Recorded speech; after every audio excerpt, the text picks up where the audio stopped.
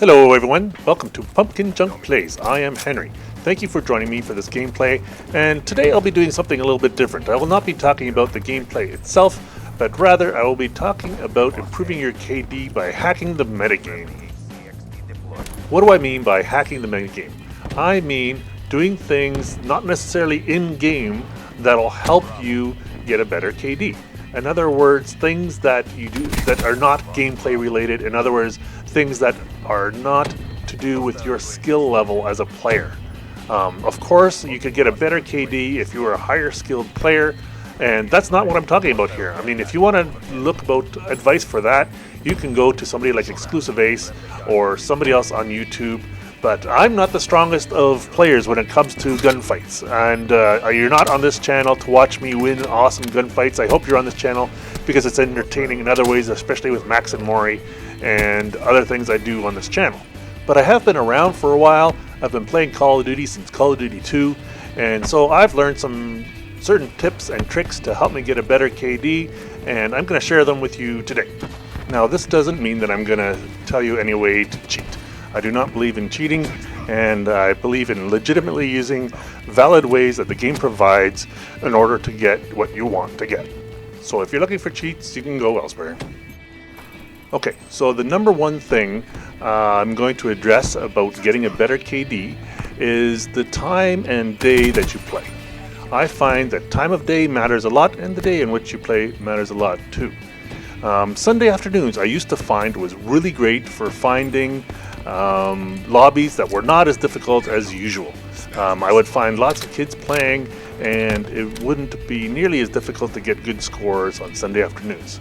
Now, I think that's changed a little since I've gotten the DLC. I seem to have gotten just a bunch of try-hard lobbies ever since I got the DLC, but I would at least give it a try.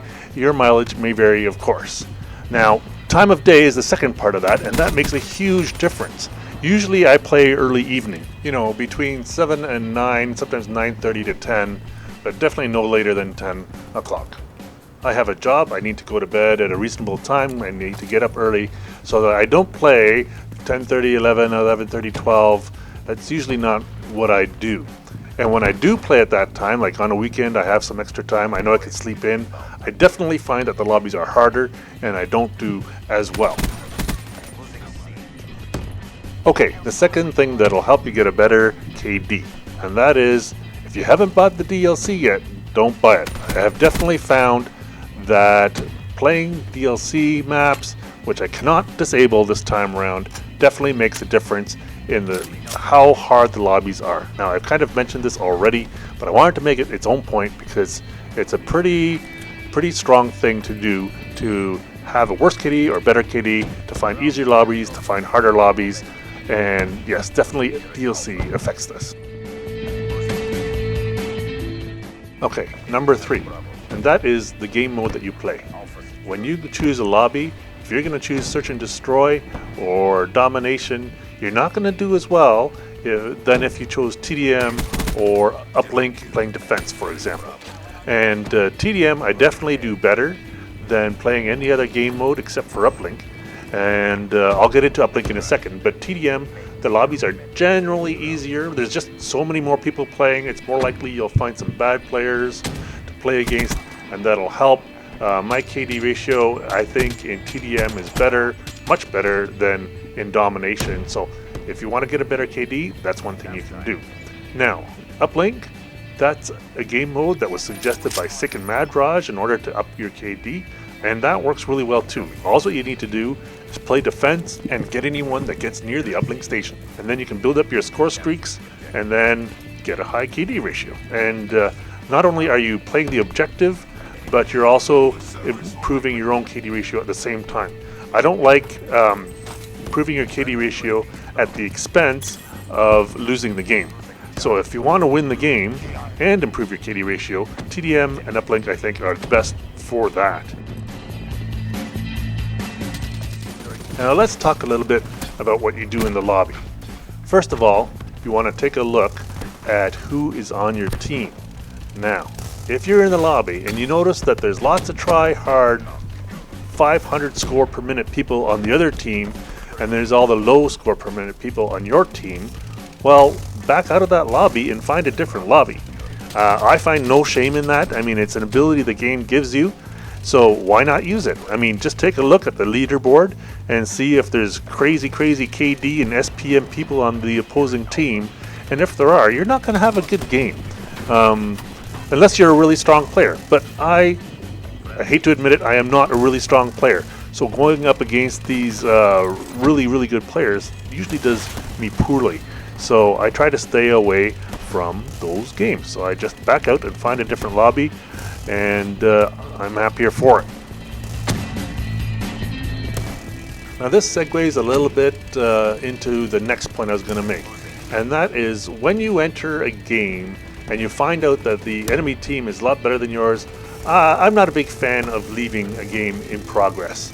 So especially if it's a game that you've been in since the beginning. You've been there since the beginning, and you're the one that fed the beast, so if they rain down score streaks on you, well, it's kind of your own fault. So I don't like leaving games that I've been in since the very beginning.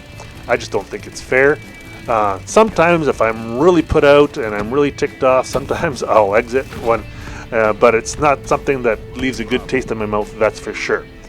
That said, if you enter a game that's already in progress and your team is losing badly, and there's raps and there's haters and there's a wraith up in the air or any of that kind of stuff, I have no problem with leaving a game like that and getting out of there, because one, it's going to ruin your KD, and that's what this video is about, and two, it's just not fun. I mean, why do you want to be in a game like that where you're just being pounded and pounded and pounded?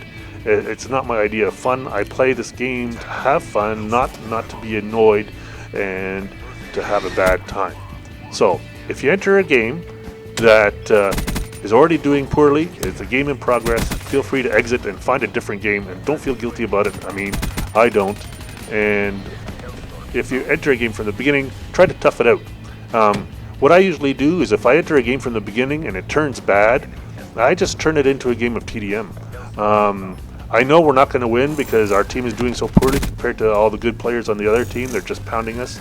So I just try to figure out ways of ending enemy score streaks, and try to find ways of dealing with them that are a little bit different. I mean, this is a perfect opportunity for you to try new things, try new weapons.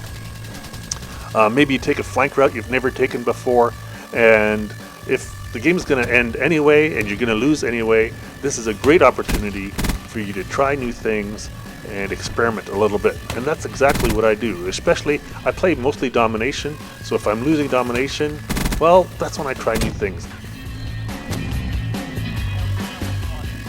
And lastly, I cannot totally ignore how you play the game when you're in the game. That's kind of the purview of other YouTubers like Exclusive Ace, and go to them for great advice. But one of the great things that Exclusive Ace has always said is, when you're trying to grab the B flag in domination, don't be the only guy on the B flag. Make sure you have map control before you hop on the B flag, because otherwise you are just going to die on the B flag, or you're going to cap it only to die and have them take it back and get more points. So I do sometimes cap the B flag without enemy support, and you've seen that in previous videos, where I'm on the B flag trying to get it. But most of the time, I try to make sure that when I go for the B flag, there's other people to help, because that increases the likelihood that you will not die, and it increases the likelihood that we'll keep the flag once we got it. And that is it for today. I hope you enjoyed my video. I hope you find these tips and tricks that I use helpful. Come back next time.